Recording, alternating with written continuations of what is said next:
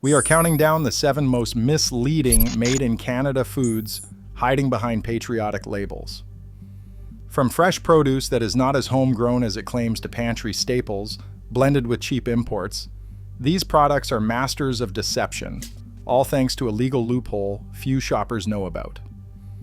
Which one is the most outrageous offender? Let's unravel the truth, starting with number 7. Garlic is one of the easiest foods to fake out Canadian shoppers. Most of what is sold in grocery stores isn't grown here. It's shipped in from China and then repacked to look local.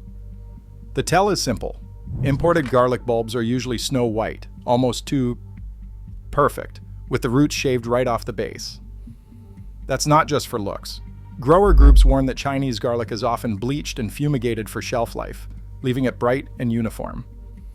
Canadian-grown garlic, especially from Ontario, almost always has the roots still attached and a tougher, streaked skin. The difference is not just on the outside. Local, hard-necked garlic packs a punchy, complex flavor, while the imported stuff can taste flat or even metallic. Canadian farmers say the market is flooded with these repackaged imports, all because of loose labeling rules. So if you want the real thing, check for roots and skip the bleached bulbs. Flip over almost any carton of apple juice in a Canadian grocery store, and you will spot the fine print, made in Canada from domestic and imported ingredients. That sounds reassuring until you realize what is actually inside. Most of that juice is made from concentrate shipped in bulk from China, not pressed from Canadian apples. Giant drums of frozen concentrate arrive at Canadian bottling plants. The factory adds local water, runs the mix through Canadian equipment, and fills cartons with a maple leaf splashed across the front. Because the cost of packaging, labor, and water easily outweighs the cheap imported concentrate, companies clear the 51% Canadian cost rule. That is all it takes to legally call it made in Canada. Meanwhile, the price tag undercuts real orchard-pressed cider by a wide margin, CBC. Marketplace and other investigations have shown that even household brands rely on this trick. The only real Canadian ingredient might be the water straight from the tap. If you want actual local apples, look for Product of Canada, or better yet, buy from a farm stand. Number 5, the high bush blueberry lie.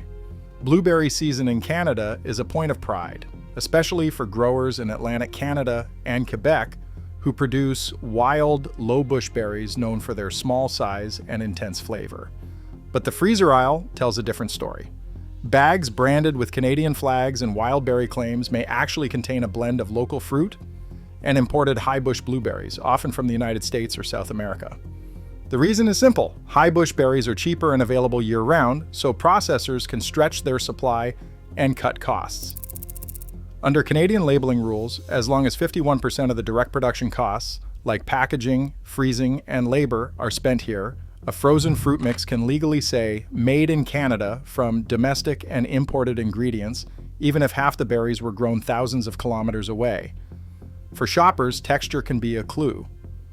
Wild blueberries are small and firm. Imported high-bush berries are larger and often turn mushy after freezing. Maritime growers have raised alarms that these blends drive down prices and confuse consumers.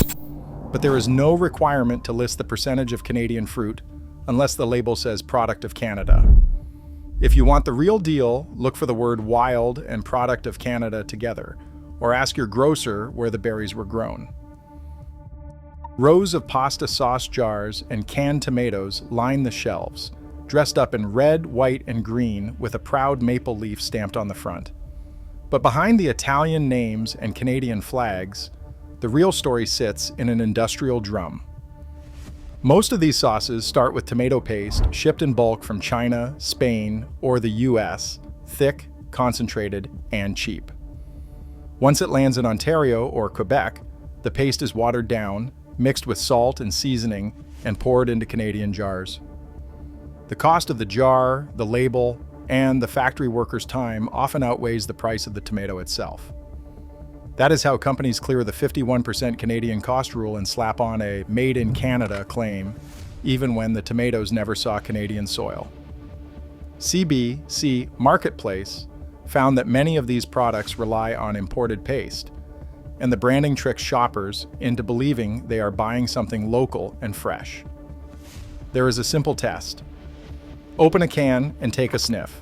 If you catch a metallic or tinny smell, what you are tasting is reconstituted paste, not orchard fresh tomatoes. For real Canadian sauce, look for Product of Canada on the label. Or better yet, buy from a local market where you know who grew the tomatoes. Atlantic salmon sits on Canadian seafood counters with a name that sounds like it was pulled straight from the icy waters off Nova Scotia. But that label is a trick of language, not geography. Atlantic refers only to the species Salmo salar, not to where the fish was caught or raised. In reality, nearly all Atlantic salmon sold in Canada today comes from industrial fish farms, often thousands of kilometers away in Norway, Chile, or Scotland. A wild Atlantic salmon is now a rare and protected species in North America, with most wild-caught salmon here coming from the Pacific coast. Yet packaging, with its maple leaf and ocean imagery, leaves plenty of shoppers assuming they are buying something local and wild. DNA barcoding, pioneered by the University of Guelph Center for Biodiversity Genomics, has exposed just how widespread seafood mislabeling really is. Researchers sampled hundreds of fish products from Canadian retailers and restaurants and found that a significant share of fish sold as wild salmon was actually farmed Atlantic, sometimes even when the menu or label claimed otherwise. This is not just a paperwork problem. Farmed Atlantic salmon are raised in crowded pens, often treated with antibiotics, and their flesh is dyed pink with carotenoid additives to mimic the wild look. These operations can leak waste and parasites into local waters, threatening wild fish stocks and coastal ecosystems. For shoppers, there is a simple rule. If the package says Atlantic salmon but makes no claim about being wild or naming a specific Canadian harvest location, assume it is farmed. To get real wild Canadian fish, look for Pacific species like sockeye or coho, and always check for a clear harvest location. Honey shelves in Canadian supermarkets are a minefield for anyone who thinks the words liquid honey and a maple leaf mean purity. In 2018 and 2019, federal food inspectors ran a series of lab tests on honey samples from across the country. The results were damning. A significant share of products labeled as pure honey actually contained added rice syrup or corn syrup. Stable isotope testing, a chemical fingerprint, flagged dozens of samples as adulterated, even when the label promised nothing but honey.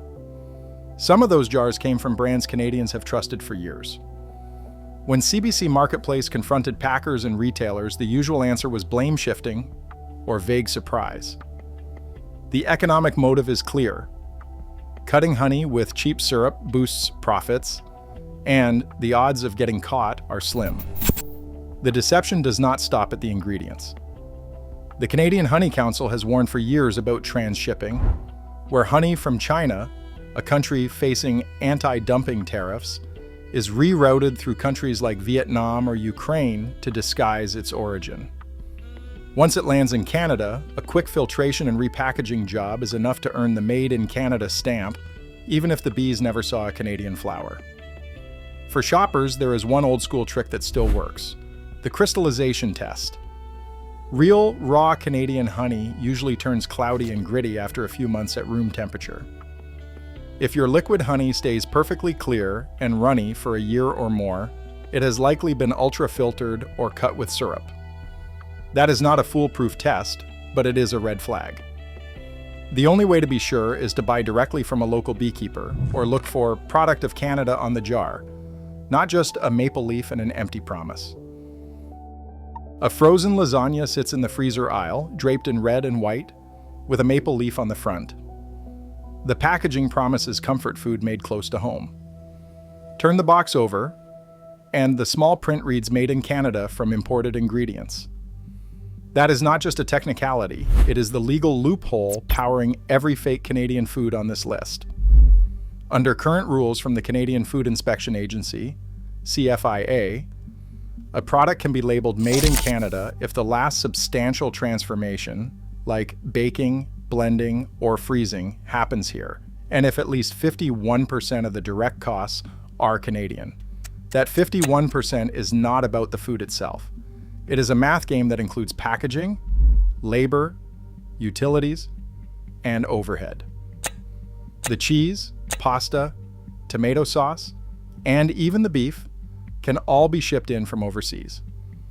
As long as the box, the wages, and the factory bills add up to just over half the cost, the whole meal gets the stamp. Compare that to Product of Canada. Product of Canada demands 98% of the ingredients, processing, and labor are actually Canadian. That higher standard is rare on processed foods. The 51% rule was born from industry lobbying and government compromise. It was supposed to keep Canadian factories open and prices low. In reality, it lets companies turn cheap imports into Canadian products with a few hours on a local assembly line. Enforcement is mostly complaint-driven, with CFIA stepping in only when someone flags a problem. For most shoppers, the difference between a real Canadian product and a foreign import with a patriotic makeover is buried in the fine print. The law protects the right to market foreign food as Canadian, so long as the cost sheet lines up. That is why the Made in Canada loophole is the engine behind every food scam exposed in this documentary. Turn the package over, read the fine print, support your local farmers market. Across all 7 entries, one truth stands out. Canadian food labels are engineered for perception, not transparency. The real product isn't always what is in the box, it is your trust. Today, knowing the difference means protecting your wallet and your table. Stay sharp and don't buy the flag.